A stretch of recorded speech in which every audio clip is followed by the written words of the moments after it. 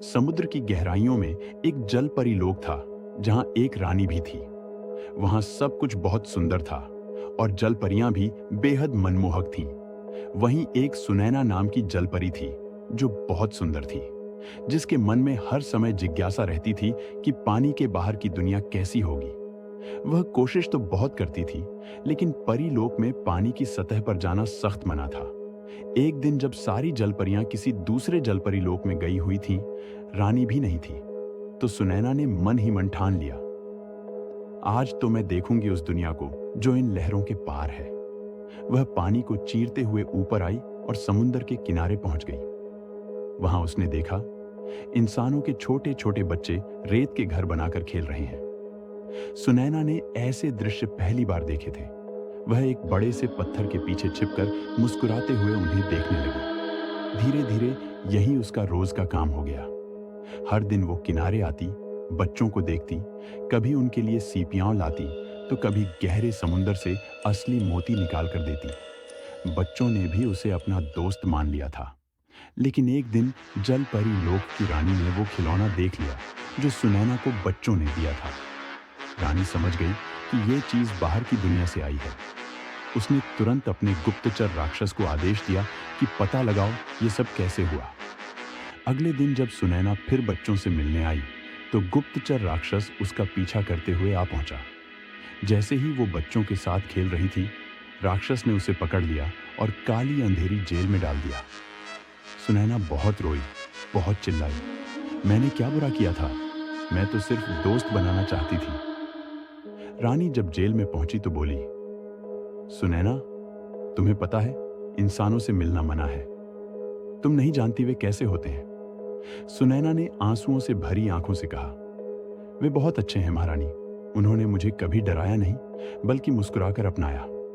रानी ने एक गहरी सांस ली और कहा, अगर तुम्हें सच में भरोसा है कि वो इंसान अच्छे हैं, तो मैं तुम्हें एक मौका देती हूं, जाओ। लेकिन अगर उन्होंने तुम्हें नुकसान पहुंचाया, तो फिर कभी इस लोक में लौटने की कोशिश मत करना। सुनैना खुशी से रो पड़ी। वह फिर से सतह पर आई। किनारे पर वही बच्चे खेल रहे थे, लेकिन आज कुछ अलग था।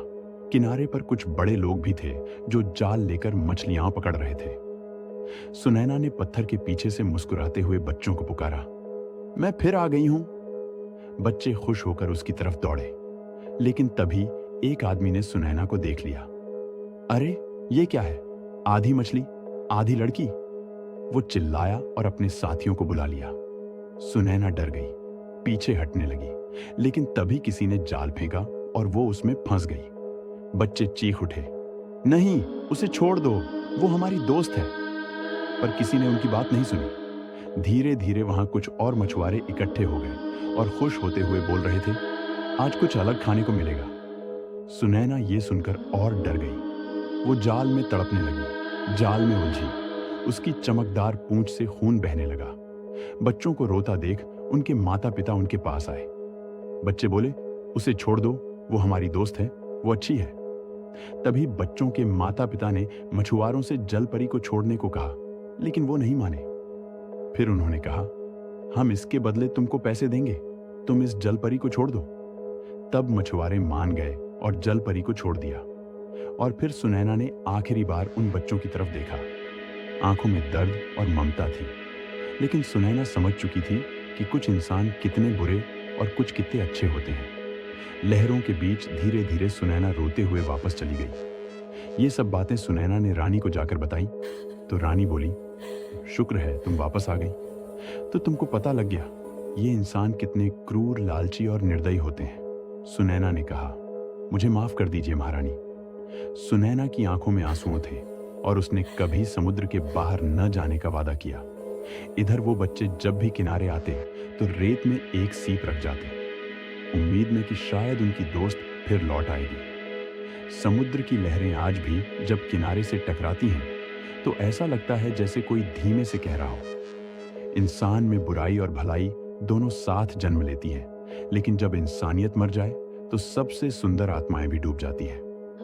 और तब से जल परियां आज तक समंदर के किनारे नहीं आई हैं। प्यारे साथियों, कहानी अच्छी लगी तो कमेंट बॉक्स में जरूर कहानी के बारे में कुछ लिख कर बताएं। ऐसी और कहानी सुनने के लिए चैनल को सब्सक्राइब करें और वीडियो को लाइक करें। मिलते हैं अगली वीडियो में। आपका जीवन और परिवार सभी आनंदित रहे। धन्यवाद।